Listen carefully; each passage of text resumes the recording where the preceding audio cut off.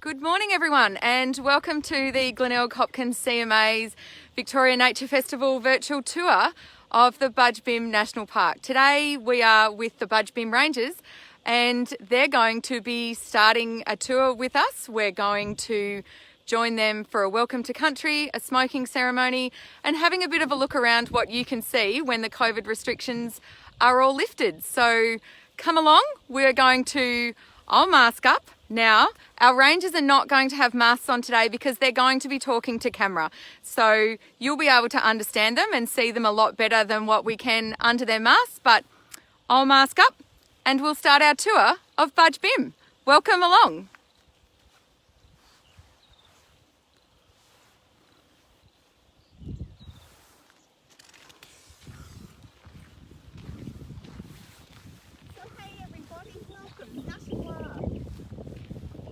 You are on Gilgar country, and Gilgar is a clan of Glenelg. So a lot of you followers on the Budj Bim Tour page Facebook know me. I'm Colleen, and I'd like to pay my respects to elders past, present and emerging leaders, and say welcome to Gilgar country.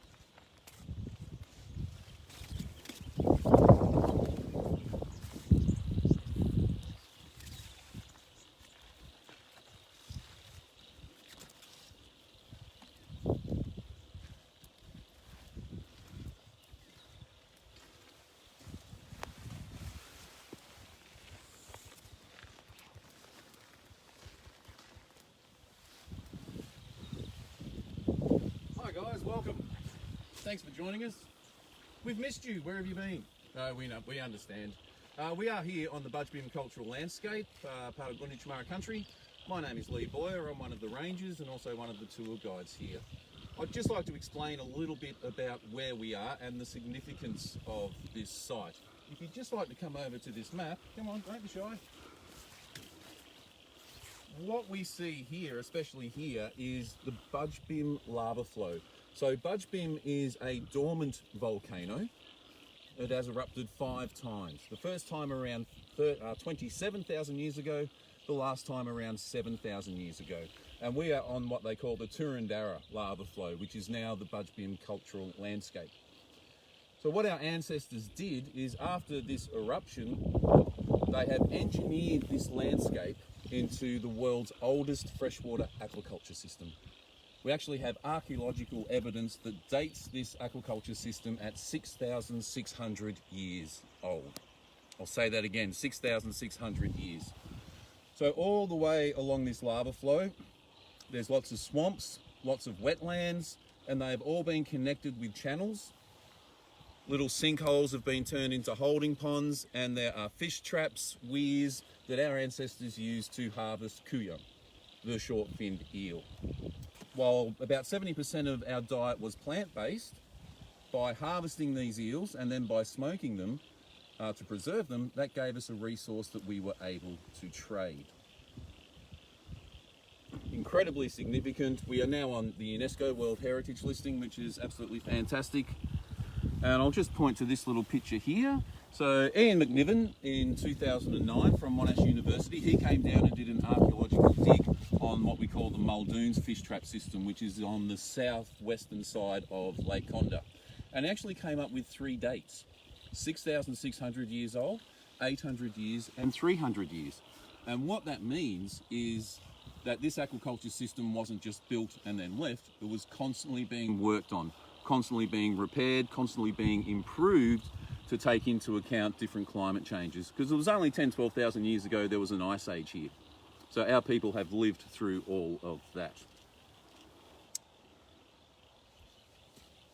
And I've gone blank. This is really quite weird for me doing a live tour to a camera.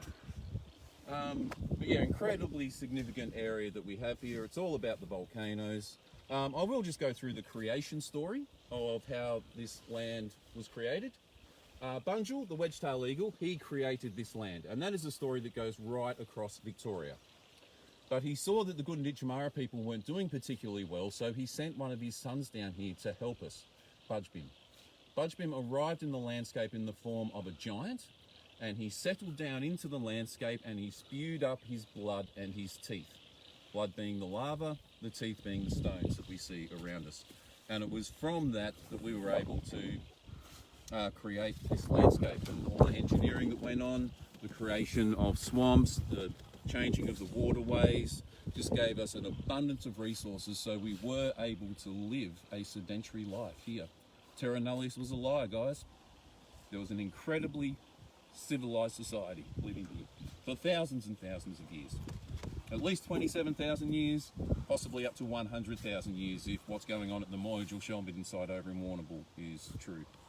But I might turn you around this way and we'll go to another one of our rangers, Ben, and he's going to talk about the blackwood tree and how that was used traditionally.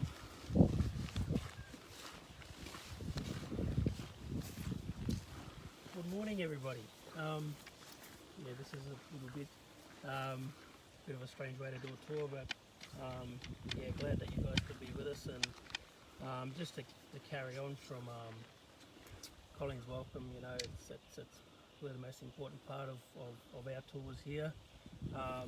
And just to introduce myself, Ben Church, I'm a Gunditj Murra man, very proud Gunditj Murra man, and pretty much born and bred here on Gunditj Murra country. Now my people are the Kerep Mara or Kerep Gunditj, from Lake Condor or Tarik. But I want to thank Colin for that welcome onto Gilgar country. Myself, like Lee, I'm a Budj Bim ranger, team leader. Just kind of recently have taken that role.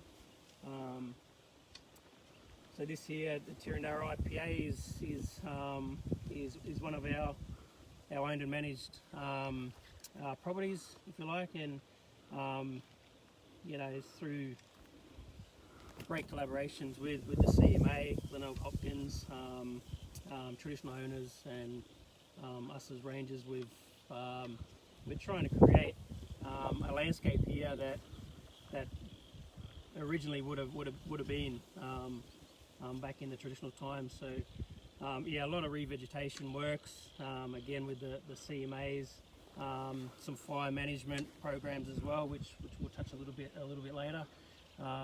But I just wanted to talk a little bit about this particular tree here, because it's such an important resource for us as Gunditj Murra traditionally, and still today in contemporary times. I utilise this one quite a bit. It's the blackwood, the common name being the blackwood. It's an acacia, so a wattle. You see our acacias are commonly known as the wattle. This is the Acacia melanoxylon, or mutang. We call it mutang, and she's a beautiful one here because it can give us so many different uses. Like most of our plants, and throughout this property here and throughout Gunditj Murra country, Lee spoke about resources, and this one can give us a lot of different resources. You know, we can use the timber for our tools and our weapons. This is always a go-to one for me for boomerangs.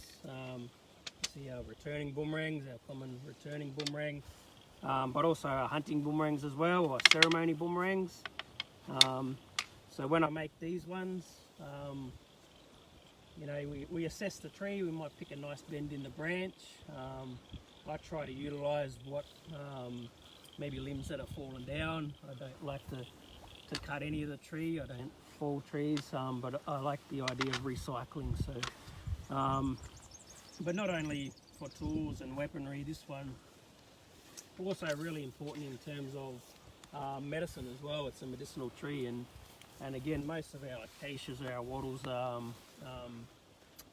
utilised for their medicinal purposes as well. So particularly with the bark of the acacias, it's high in a tannin. So in the old ways, the people would use this for, you know, to help with skin irritations and sores. Some would ingest it, very good for colds and flus. So all around a really useful and highly utilised plant, particularly this blackwood. But also throughout the property here, we've re-vegged with blackwoods and black wattles. Also the understory plants are very important, our grasses, our phragmites, even though on this property we're again implementing our burning to sort of clear that phragmites, but it's another really important resource which I'll touch a little bit with the next stop. So.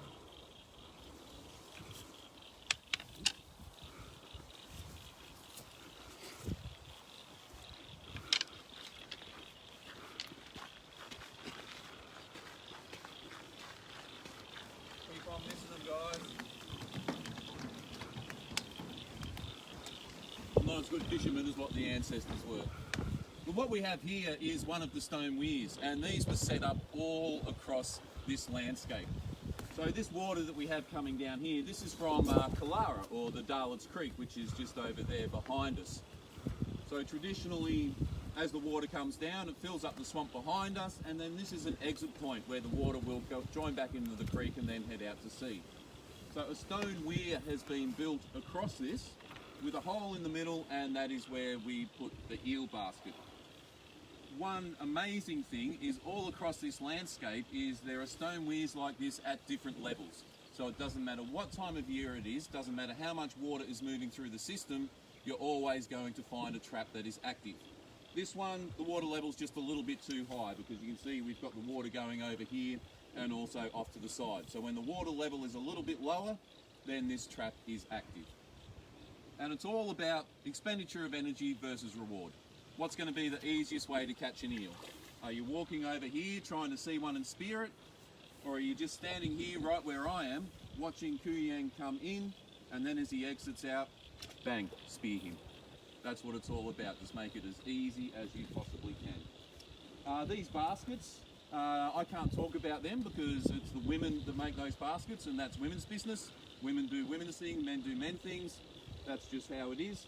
It is made out of one of the grasses that we see here today. But it is all about Kuyang. One amazing research project that we worked on, not last year, the year before, was with, again, Glenelg Hopkins CMA, the Arthur Ryler Institute, and also Glenelg, the traditional owners. We put satellite trackers on some of Kuyang, the eels, just to find out exactly where they go. What we do know is that eels will live in the freshwater system, moving up and down, and then somewhere between the ages of 6 and 26 years of age, a little switch will flick and they feel the need to go out into the ocean to spawn. It's always been believed, with anecdotal evidence, that they went up to the Coral Sea, Vanuatu, New Caledonia, about 3,000 kilometres away to spawn. But putting these satellite trackers on, we were actually able to track them. The way that they worked is that they were on a timer. Once a month, one of the trackers would pop off the back of the eel and float to the surface. We'd get a satellite reaction or read. The first one actually appeared down in Tasmania, so we believe that one was eaten by a shark, because the eels, they are a favourite food of the gummy shark. But the second one was at Lord Howe Island, the third one was at Green Island up off the Great Barrier Reef, and the others, they were all in the Coral Sea, New Caledonia. So we can now say 100% definitively that the short-finned eels from this system are going all the way up to the Coral Sea to spawn. It's a one-way trip for them. They don't actually eat while they're out in the open ocean. So Easter, the first full moon in April, is traditionally when they will exit the freshwater system and go out to sea. A couple of months before that, they just gorge themselves and really feast up to get themselves nice and fat. And then they don't eat at all when they're out in the open ocean. When they get up to the Coral Sea, they dive. The males and the females diving together, twisting around each other.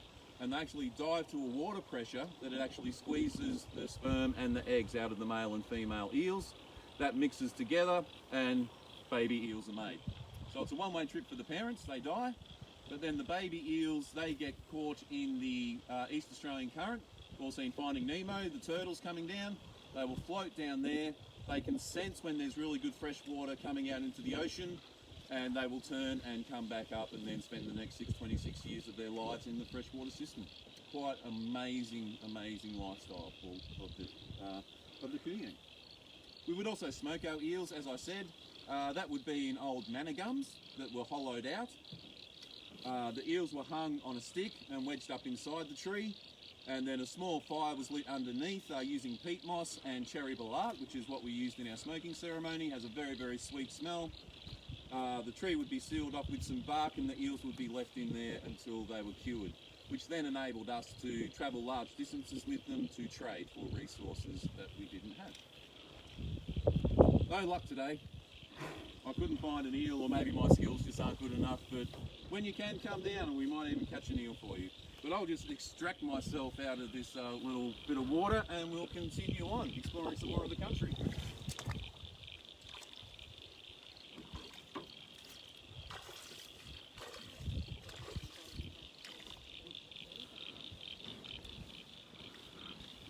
I might get Ben up here again just to talk about some of the traditional burns that we've done in the wetlands right here.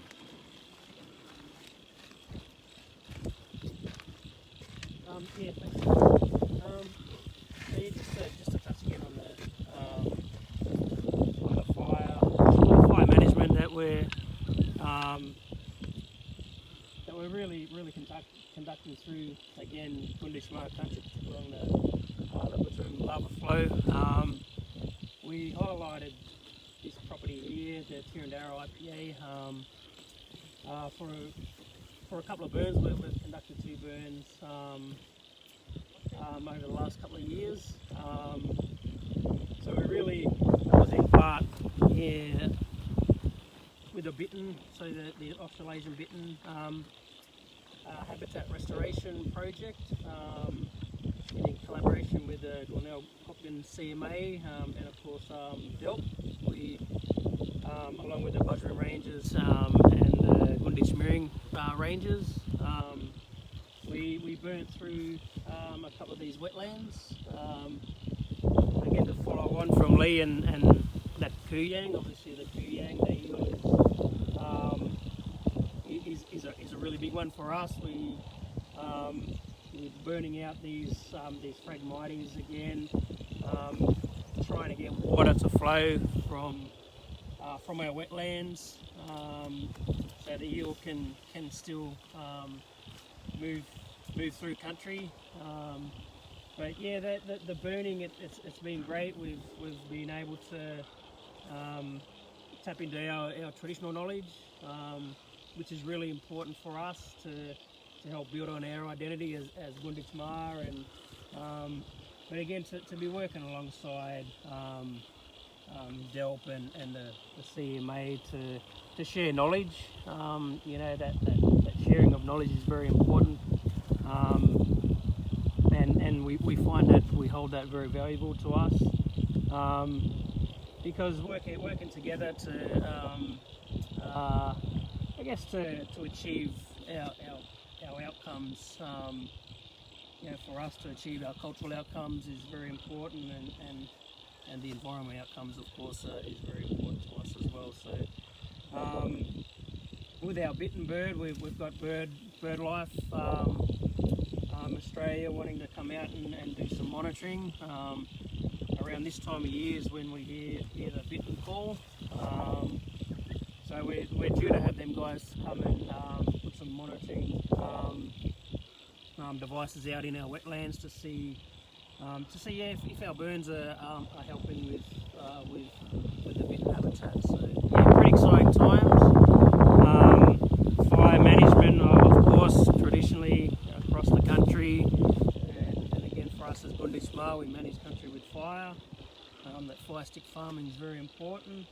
So we're looking to implement more fire management through all of our country. So yeah, really exciting times. Really good exciting times. We'll wander up this way, guys. Come on.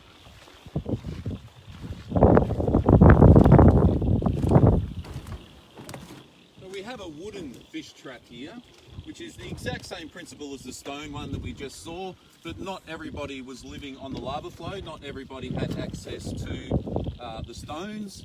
So in those areas, people would construct a fish trap out of timber. Exact same principle. You've got a couple of holes down the bottom where you would put your eel basket, so that whatever's moving through that system has to come through the basket. Major Mitchell actually noticed wooden fish traps like this on the eastern side of Garryword, the Grampians, when he came down. And some of the early settlers' reports talk about seeing wooden weirs right across Australia, everywhere. So to suggest that the Gunditjmara people were the only ones practicing aquaculture, I don't think that's accurate at all, but ours is still here, and that is what is so significant about this site. Let's continue.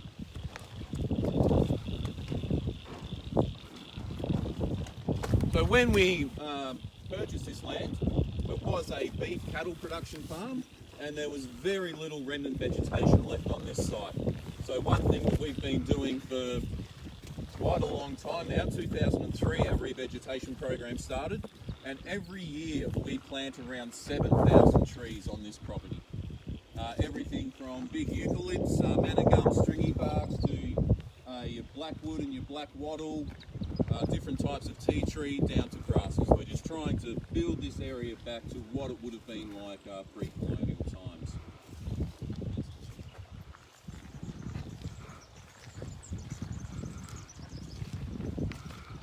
Very, very exciting that we do get to work with lots of different government agencies. You name any government agency and there is a very good chance that we have worked with them somewhere along the line. Great relationship with DELP, the CMA of course, National Parks as well, do quite a lot of work with them. They normally get us in to help them with koala surveys. I was really hoping to see a koala here today, but they're all off hiding unfortunately. We do actually have quite a big problem with koalas here. There's just too many of them and they are really damaging the vegetation. This eucalypt right here, you'll see that the top of that is very, very bare. That's from overgrazing from the koalas. So I think it was 3 years ago now, on another one of our properties, Curtinage. Keep on walking, guys. We actually did a relocation program where we removed around 100 koalas from that site and moved them up to Mount Lapeer. So we're always helping just to try to heal this country, to look after this country. That's what it's all about for us. I do understand that in other parts of Australia, New South Wales, Queensland, they're very, very worried about the koalas because the population is just in massive decline. Down here, it's a little bit different. Survey up at Budj Bim National Park, every 10th female that they found, they actually put a contraceptive rod in them just to try to control the numbers. But we're here at a stone house site. So come on in, guys.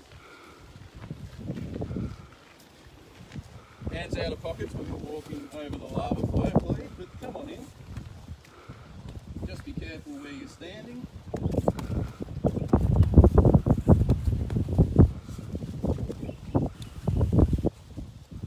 So what we have here are two stone houses that have been reconstructed by the rangers on existing foundations. There are actually 5 foundations here. Colleen is standing right in the middle of one right now. It's a little bit hard to see with all the undergrowth there. But basically what we're looking for is a stone circle on the ground with an opening facing the northeast.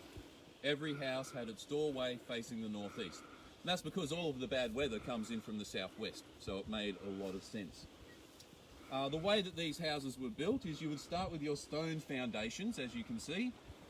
Then using branches off the blackwood or black wattle, you would make hoops over the top, and then smaller branches interweaving horizontally.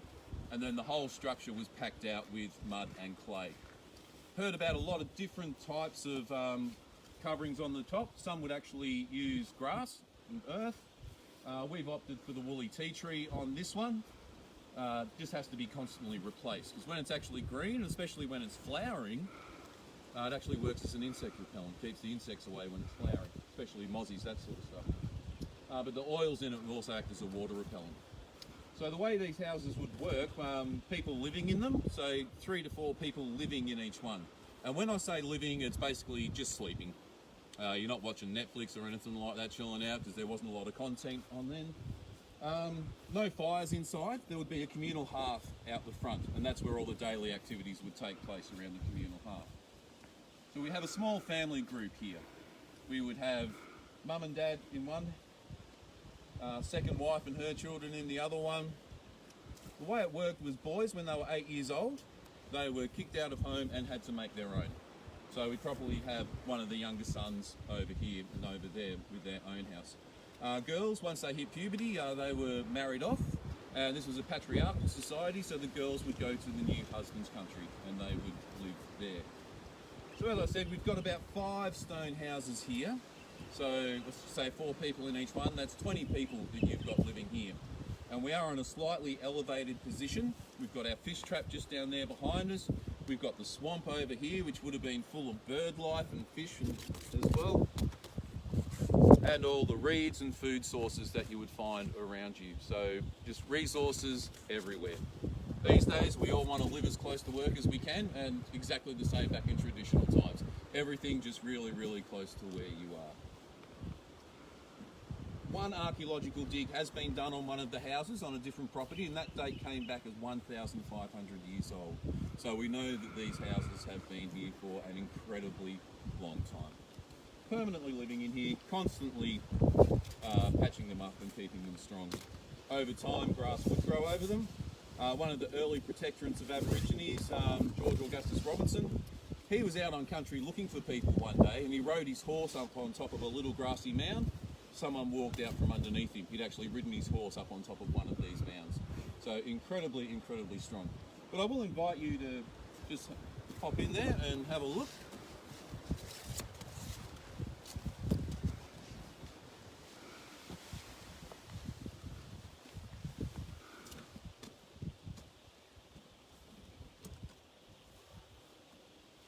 On the ground inside of these huts, traditionally there would be a grass woven mat and then animal furs on top of that to keep you nice and snug and warm.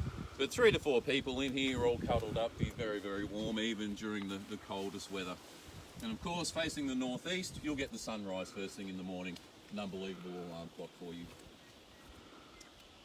Well, I think we've only got a couple of minutes left, guys, which is really, really sad because there's just so much more that we want you to see. So I'd just like to take this opportunity to thank Glenelg Hopkins CMA for contacting us to be a part of this festival. An absolutely fantastic idea. There is so much magnificent nature out here in this state. Everybody needs to get out and enjoy it more. Every government agency that we work with, well, national parks, the traditional owners, Glenelg, we wouldn't be here if it weren't for those collaborations with those people. My fellow rangers here, thanks very much for being a part of this today, guys. It's been fantastic. While our tours are not open at the moment, we will be soon. Check out our website, www.budjbimtours.net, and also our Facebook page, Budj Bim Tours. As soon as we are open, we will be flooding social media with that to let you know when we're all up and ready. But thanks very much for coming, guys. So that's the end of our tour this morning. Thank you so much to our Budj Bim Rangers for taking us along. This video will be available on the Glenelg Hopkins CMA Facebook page as soon as we get ourselves back in the car. So it will be available to stream for people who've missed the start of it. And it will be available. There's been a few comments from people wanting to show children about it. Our apologies for the wind. You might have noticed the umbrella popping in every now and again. We did our best to try and do that. And really big apologies for all the spammy comments that are coming through. That's a Facebook issue, and we do apologise for that. It looks like most people have accepted that those people are spammers. So thanks for coming along. If you wanted to check out the other Glenelg Hopkins CMA events for the Nature Festival, you can have a look. We've got a wetland walk at 6 o'clock on Friday morning at the Walker Swamp wetland at the base of the Grampians. And we've also got a walk along the Victorian Volcanic Plains on Sunday morning. So if you'd like to hop up and have a coffee, you can join those live tours as well. And if you want to check out the rest of the Nature Festival, you can go to vic.gov.au/ournature, and that will give you a rundown of all the other events as part of the Victorian Nature Festival. So thanks for joining us, guys. Have a great day.